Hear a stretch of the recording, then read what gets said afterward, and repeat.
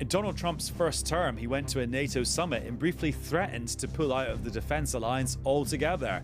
In his second term, he's gone to a NATO summit and it's all gone off without a hitch. But is that only because they didn't discuss anything where they disagree? We'll discuss that on this episode of the BBC's daily news podcast, Newscast. Hello, it's Adam in the Newscast studio, but all our thoughts are in The Hague, where the NATO summit has just wrapped up, and it seems to have gone without a hitch, mainly because everyone was kind of, I'm going to try and choose my words carefully here. You know what? I'm just going to say sucking up to Donald Trump so that he wouldn't ruin it. We had this moment where Mark Rutte, the Secretary General of NATO, was having a tete-a-tete with the US president, and then Trump started talking about the conflict between Israel and Iran, where the US had intervened on Israel's side over the weekend by bombing the Iranian nuclear facilities. And just have a listen to how this played out and why this is now being written up as Mark Rutte calling Donald Trump daddy. They're not going to be fighting each other. They've had it. They've had a big fight, like two kids in a schoolyard. You know, they fight like hell. You can't stop them. Let them fight for about 2-3 minutes. Then it's easier to stop them. And then daddy has to sometimes use strong language to You have to use strong language. Every once in a while you have to use a certain word. So you can interpret Mark Rutte's daddy comment in a couple of different ways, actually. And once you hear it, it sounds slightly different from when you read it. Anyway, the big takeaway from the NATO summit is that all the NATO member states have agreed to eventually spend 5% of their national income, their GDP, on defence. Although, as we've been discussing over the last few days, it's not quite as clear-cut as that. It's more like 3.5% of national income on purely defence-related stuff, and then an extra top-up of 1.5% on other defence security-ish things. But this is the response it got from Donald Trump. Almost every one of them said, thank God for the United States. Without the United States, they couldn't really have NATO. It wouldn't work.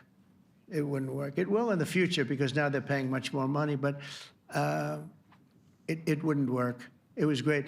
And I left here differently. I left here saying that these people really love their countries. It's not a ripoff, and we're here to help them protect their country. Oh, Daddy sounds quite happy. Right, let's discuss the implications of all of this, because we're joined in the studio by BBC diplomatic correspondent James Landale. Hi, James. Hello, hello. I'm pleased to welcome back Lord Darroch, former ambassador to the US and a former national security advisor. Hello, Kim. Hi. Right, so James, the NATO summit is over. Not a disaster like some previous NATO summits appear to have been.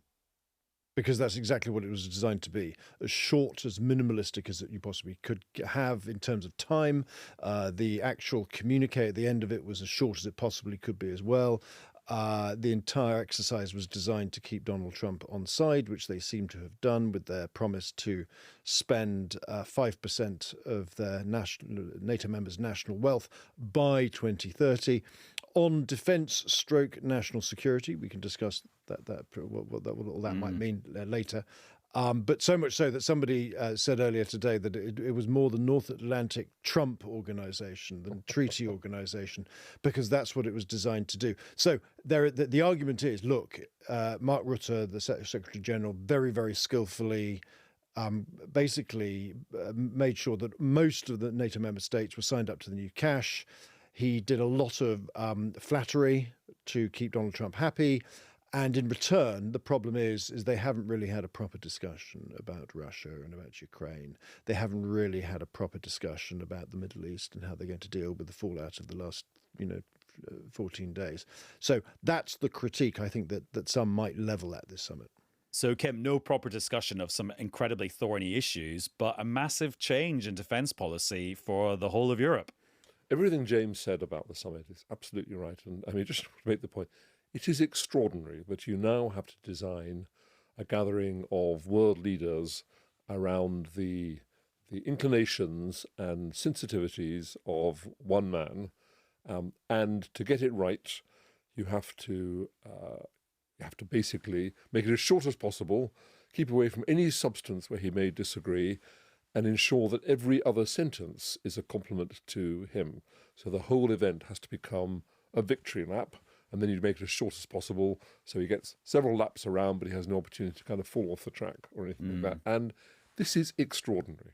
But it's a success, and with one qualification, it all worked. And the 5%, I mean, we can discuss what that actually means. The one qualification is, even with all of the preparations and all the flattery, they still couldn't quite get Donald Trump to give an unequivocal endorsement of Article 5.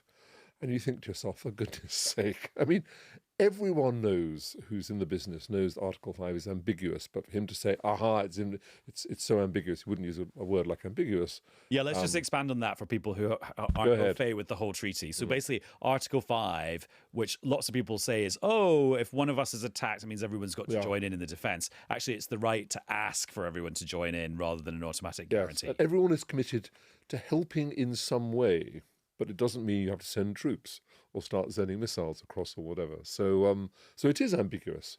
And the fact that why is Donald Trump saying? Why is that a problem? Well, because I think it's because, first of all, NATO is not just his objections to NATO are not just about money. They never have been. They've always been in part about America paying for everyone's defence.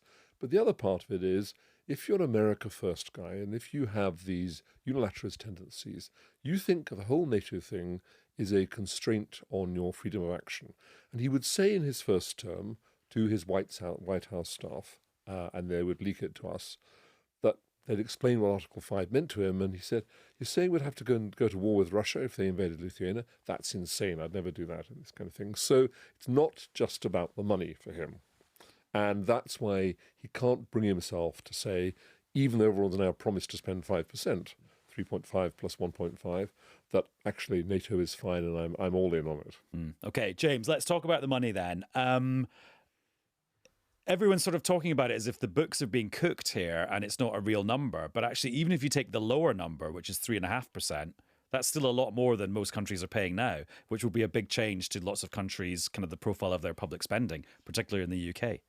Yes, it is an increase, but remember, it's quite a long time scale. It's by 2035.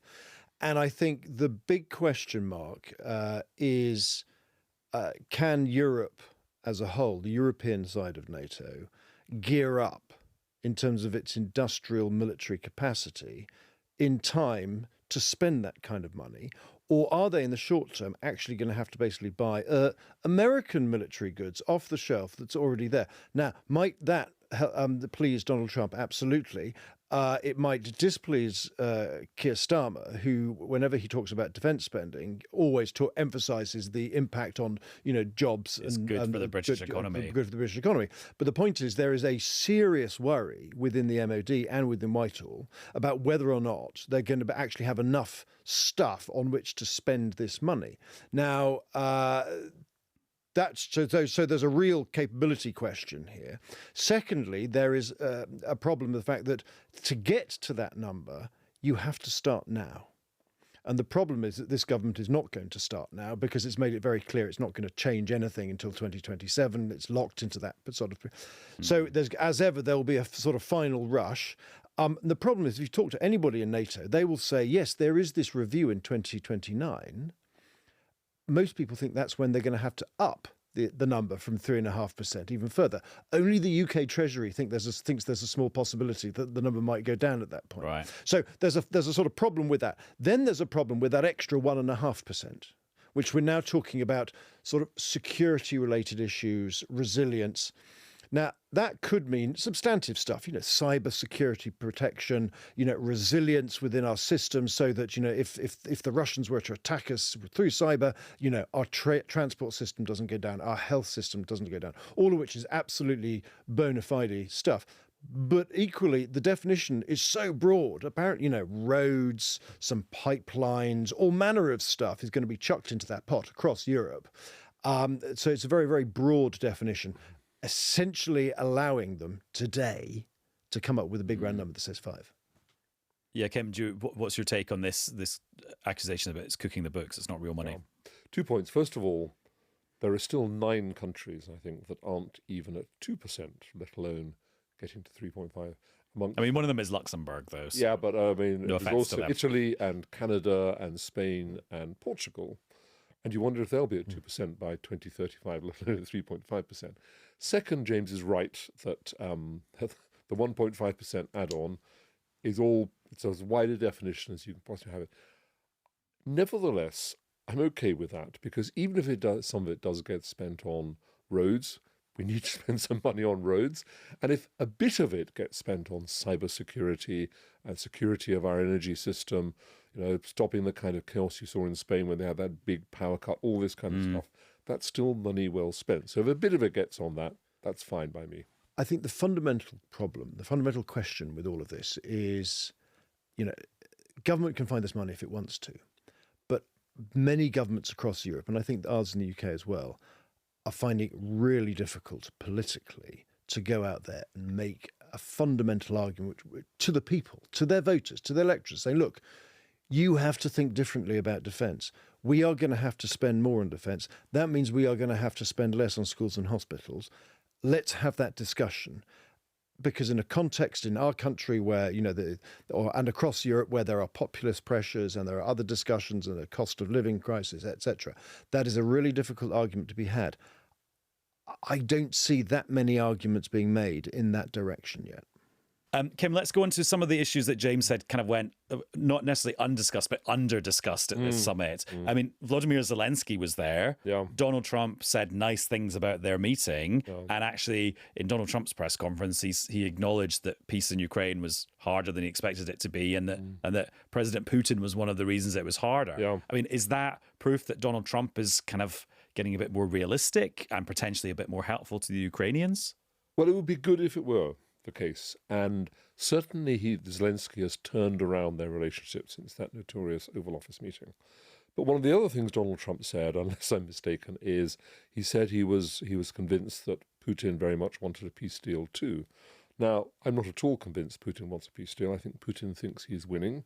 There is a new Russian offensive in preparation, or maybe even underway, to try and break through the Ukrainian line. And I think that unless he can get a deal which gives him everything, not just territory, Crimea, those 4 regions in eastern Ukraine, but also basically a surrender of Ukrainian sovereignty and a government in Kyiv that basically will answer to whatever Russia wants. Probably as a government, by the way, without Zelensky at the head of it. If he can't get that, I think he wants to keep fighting. Nothing short of that is good enough for him. So I'm just not sure that Donald Trump is calling Vladimir Putin right on this. And James, the communique at the end of this summit does talk about Russia being a threat. Is that a kind of victory for the Europeans to get Trump to sign up to that, even if nothing Trump signs up to is ever permanent? We'll just end there. That's great. Soundbite for the ages. I think one in the era of Trump, one can sometimes put too much weight on individual word and individual sentence. Well, it's just because there was discussion at the start of the week that America couldn't even sign up to a document that had the word Russia in it. Yeah, I think sometimes the American system, like so many governments, when you're at an official level and you're negotiating things, sometimes you rule things out, saying, "There's no way I'm going to be able to sell that to my boss, to my leader, because he doesn't sort of like that." And then suddenly, actually, the leader, he doesn't know. He sort of, because he if he only put some weight on words, but not masses of weight, he's probably quite happy to sort of have that sort of described as such. But I think Kim's absolutely right. The ultimate question now is whether or not, as Zelensky said, and can Ukraine stay in the fight? That's why Zelensky asked for more air defences and more Patriots, and that's why, interestingly, Trump did say that he was willing, in principle, to sell more Patriot air defences to Ukraine.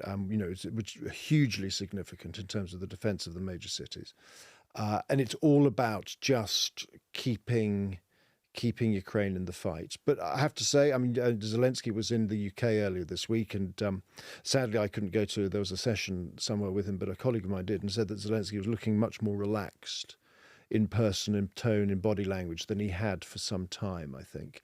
Not least, I think, also because if you think about it, because of the last 2 or 3 weeks, the Ukraine issue has been not the sole focus of the United States and the world, and that allows just a little bit of time to take your foot off the gas slightly in terms of you don't always want to be in the crosshairs. Which then leads to, this is my observation, so it might be totally wrong, but that we've just had a fleet of American B-2 bombers bombing Iran's nuclear program over the weekend, and it sort of didn't seem to be a feature of a summit dedicated to defense with the Americans at it.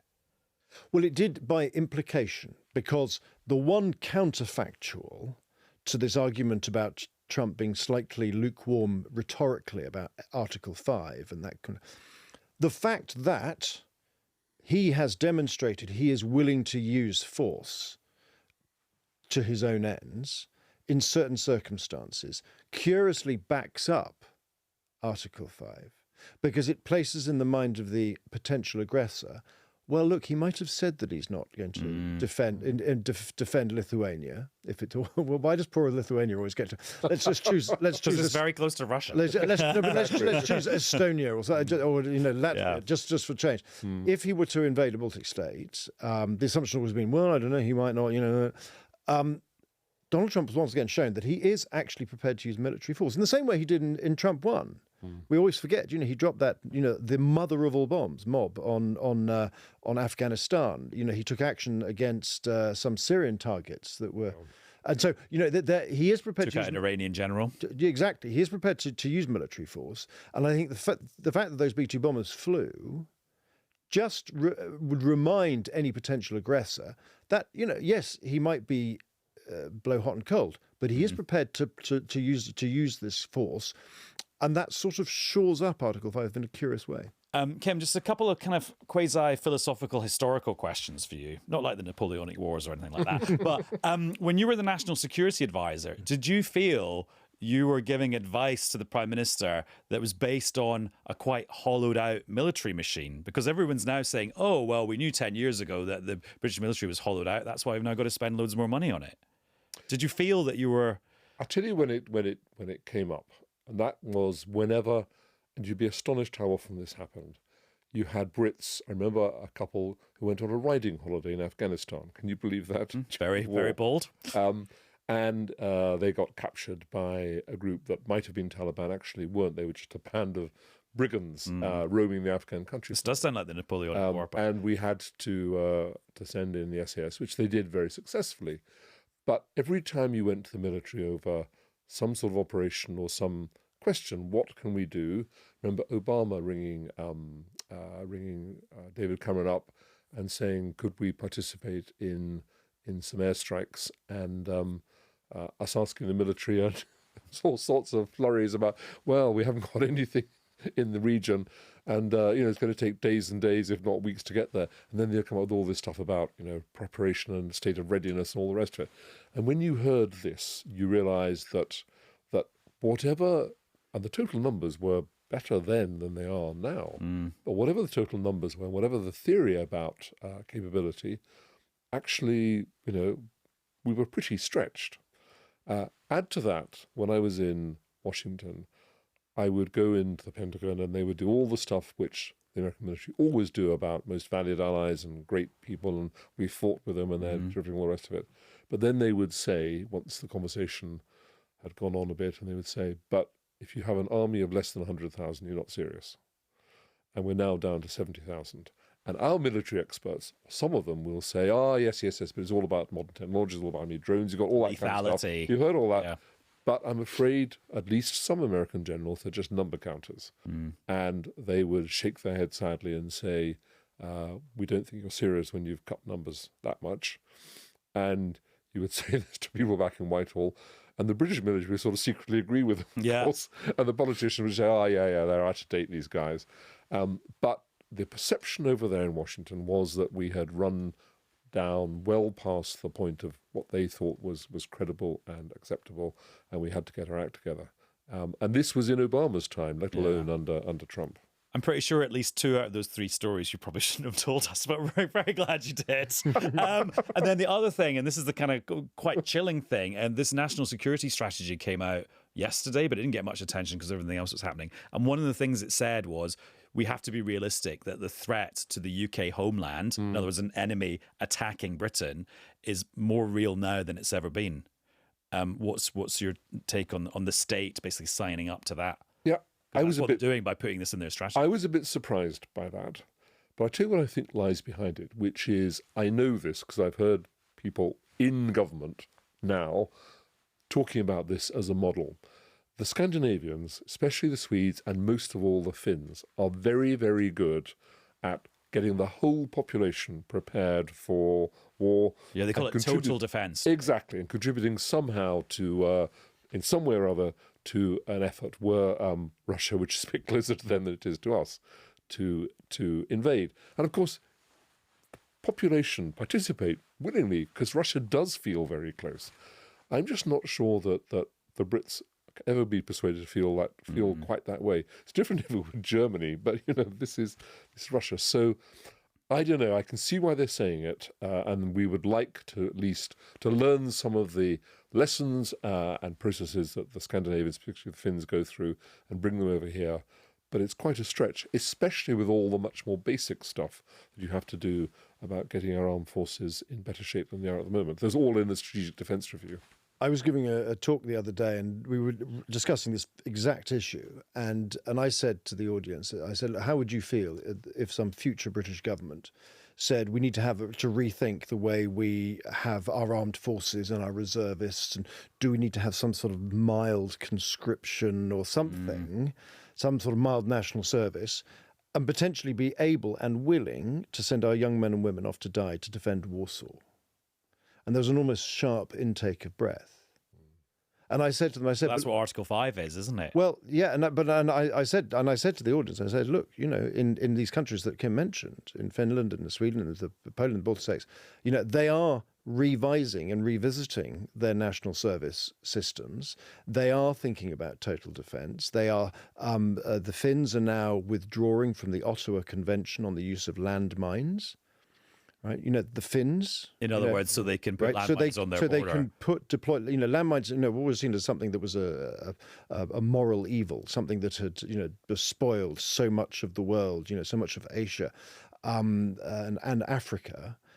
We are now deploying mines on the eastern edge of Europe because of the scale of the threat. And I think the question is and what that Kim poses is a really interesting one. It's the most difficult one, is how do you make that argument with the British people when we have a big, nice channel between us and everybody else, that actually there is a scale of threat that needs to be acknowledged and dealt with and absorbed. And I think that that penny is not quite dropping. Well, one of the things that's helping this conversation along is this new Sky News podcast about where it's a war game, and it's very good and it's very chilling to listen to. But what happens there with the ex-politicians who are doing the role play of a Russian attack on Britain is they realise their conventional forces are just not really there, or have been destroyed by this sneak attack by Russia, or the system just can't gear up quickly enough to fight back instantly, is that they find themselves reaching for the nuclear button really, really quickly.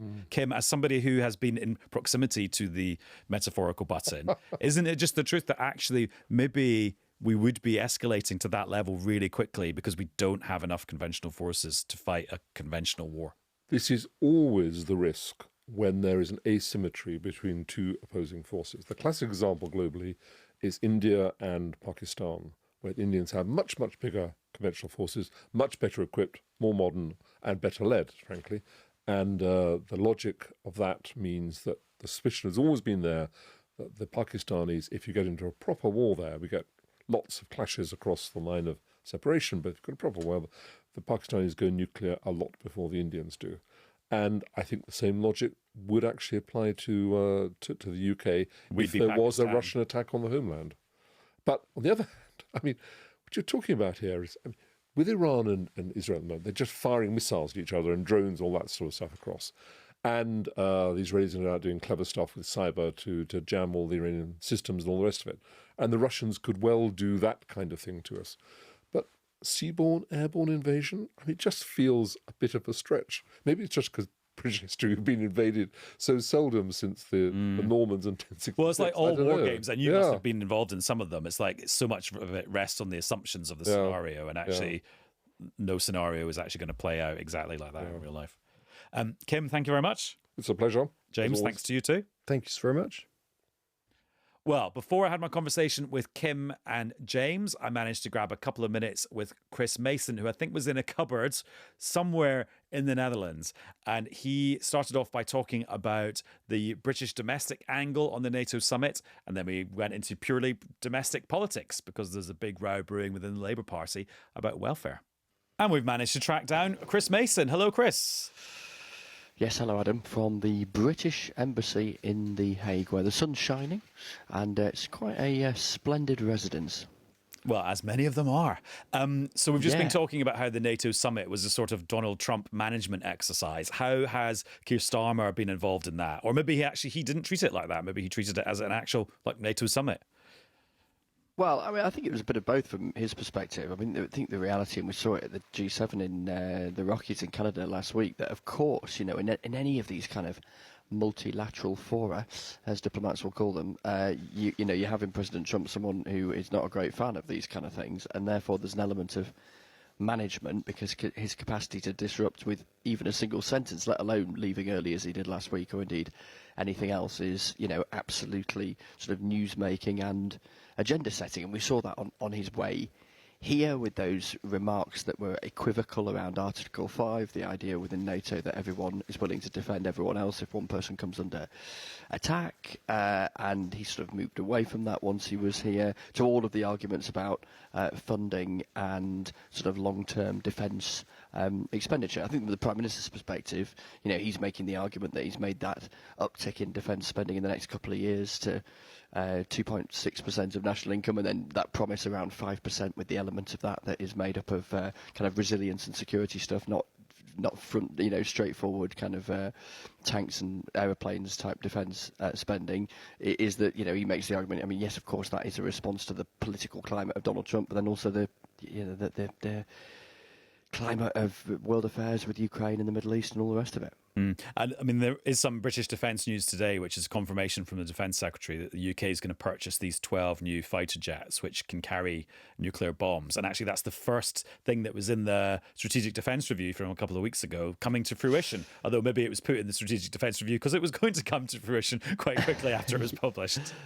Yeah, and you do get a bit of the kind of choreography of these announcements, don't you? It's the kind of thing you want to be able to announce formally when you're at a NATO summit, if you're a British Prime Minister or Defence Secretary or whatever, but it's also going to sit in the document that was also there in the build-up to this. So it's interesting. I was talking to someone quite senior around all of this about, it is, even though we've known this was coming for a little while, it's quite a shift in sort of the British defence posture, again to use the kind of language you hear from folk in the Ministry of Defence, to go beyond the nuclear deterrent on the submarines to having it there in the skies. The difference is that it's effectively a joint US-UK thing, so they'd only be able to be deployed with the say-so of America. But that's allowing in this context for the Prime Minister to make a remark about the UK stepping up to the plate as far as NATO defence is concerned, and there were some sort of warm reciprocal words from Mark Rutte, the NATO Secretary General, in return.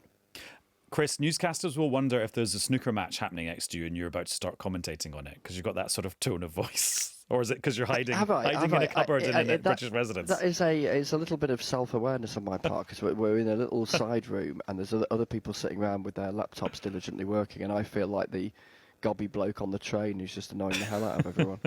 Hence me trying to minimise said annoying factor by whispering, but maybe that's even worse. Sorry, everyone. I'll keep my voice down too, just so we don't annoy the people that. Actually, this is like we're doing an ASMR edition of Newscast, isn't it? Oh, listen to me tap in a microphone. Anyway, oh no, I can't keep that going. Right. I suppose the other big story, though, you're actually chasing while you're there is a very domestic Westminster story, and it's this growing rebellion by Labour backbench MPs about the changes to the welfare system, which are due to be voted on next week. Why don't we listen to you asking Keir Starmer a question about that, and then you can give us a little bit more context. Opposition to your benefits changes is growing. Are you willing to compromise?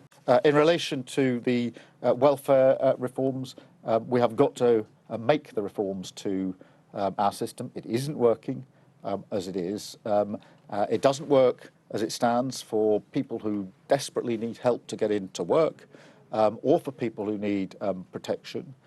It is broken.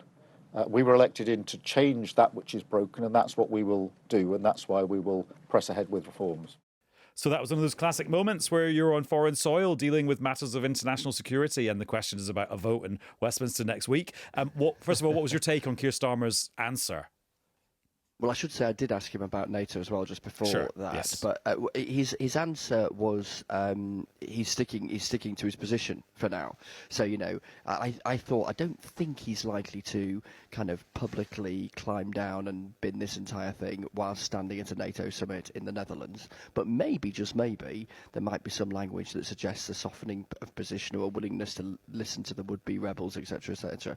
As things stand, not a bit of it. Held to the line that Angela Rayner, the Deputy Prime Minister, deployed, standing in for Prime Minister's questions at lunchtime, held to the line he'd used to us yesterday when we were asking about this. I mean, often the nature of these, the arc of these things, if you were going to get to a U-turn, is that you have to say black is black until the point that you say black is white. In other words, you do it in one foul swoop. Although, that said, the winter fuel about turn did take several attempts for them to get to their new position. So, yeah, there was no sort of movement at all there. There's a growing expectation there'll have to be because, the two things are just incompatible. You can't have that number of people opposing this and the plans not changing without one of those two things giving. In the end, I thought where he was interesting today, just in his language and actually his body language as well, was when he answered a question from David Churchill from the Daily Mail, asking him about his political capacity. How on earth has a man with such a big majority managed to find himself in this kind of pickle, and putting to him the charge from some of his critics that he's not sufficiently political to his fingertips. If I may say so, many people predicted before the election that we couldn't read the room. We hadn't got the politics right, and we wouldn't win an election after 2019 because we lost so badly. That was the constant charge at me at press conferences like this, and we got a landslide victory. So I'm comfortable with reading the room and delivering the change the country needs. You could tell he didn't really like that. Talked about he did have a capacity to read the room, and there was lots of sceptics a year ago reckoning, he might not be able to win or win big at a general election, and look at the big majority he won, which he did. But then that speaks to the scale of this rebellion. The only way a prime minister in his political position can be in this position as he is on benefits is because he's got absolutely so many of his backbenchers who really, really don't like it and are willing to say so publicly, and that's quite a thing when you're less than a year into government. We should just remind people about the conversation we had yesterday, which is about what the government's doing here. They're not actually going to cut the overall size of the benefits bill. It's just that it's going to rise more slowly. Yeah, completely that. And that's where these two conversations, if you like, around defence spending and welfare and just the general sort of trade-offs that there are in public spending kind of overlap, because you have a benefits bill that is going up and up and up and will continue to do so. Even if the government was able to pass these measures, it would just slow the rate of increase. You've then got these promises currently unfunded into the next decade around defence, and the last time British defence expenditure as a share of the national economy was anywhere near the kind of size that the Prime Minister wants to get it to in the 2030s, the sort of spread of Whitehall spending around other priorities was very different. Now there are big demands in lots of areas, and accommodating that when you were also saying you don't want to put up taxes on people you describe as working people, how do you do that? Now, I suppose that tax promise is time limited to this Parliament, and a lot of these bills to get the defence budget into the 3% and the 3.5% is a bill that you would have to pay, the money you would have to find in the 2030s. In other words, if from his perspective he's managed to get another mandate, he's won another election, then you'd have to, work out how that tessellates with your promises at that stage. But that's a kind of real sense of the challenge that either this government and or its successors faces down the track. Now, Chris, yesterday we unveiled to newscasters our new marketing campaign, which is coming to all different medias. And on social media, you will see me and Chris ham-fistedly trying to address the challenge of explaining why you should listen to Newscast in 10 seconds. And I asked you to send in better versions of what we did. And we've got one from newscaster Alison. Let's see how she got on. Newscast is a rollercoaster ride of current, verified news from superb BBC journalists. It oozes non-biased information on current events. Oh, Alison. Oh, well done. Thank you, Alison. You had me That's at tremendous. superb. You had me at oozed. Also, Alison, were you delivering a lecture about Newscast? It sounded like you were in a lecture hall or a very big echoey room there. Anyway, thank you very much. And if you'd like to... I love the idea of Alison addressing a crowd with that particular message. That's That was it. What do they call it? Gonzo marketing. Is that right? I mean, the crowd didn't react, though, did they? Maybe she was just rehearsing for a later lecture. Anyway, thank you very much, Alison. And if you would like to contribute to the Describe Newscast in 10 Seconds challenge, which has now got a name, send them to newscast@bbc.co.uk, or you can WhatsApp us on 0330 123 9480. And if nothing else, Chris, it means newscasters can see a bit like what it's like writing stuff for the news. Like, you don't have very long. Yeah, no, exactly. Word economy and all that. Absolutely. In other news, Chris, I'm about to interview Sarah Vine, former wife of Michael Gove, because she's got a book out about being a political wife. That'll be a fascinating conversation. The extracts from her book have been a great read. So if the words I've read are matched by the words newscasters will shortly hear, that is going to be a cracking listen. She puts it all out there. She certainly does. Anyway, thanks for being so chilled today, Chris. I'll let you get back to commentating on the snooker. Yeah, I will head straight from The Hague to the Crucible Theatre in Sheffield and talk about the tricky pink into the middle pocket.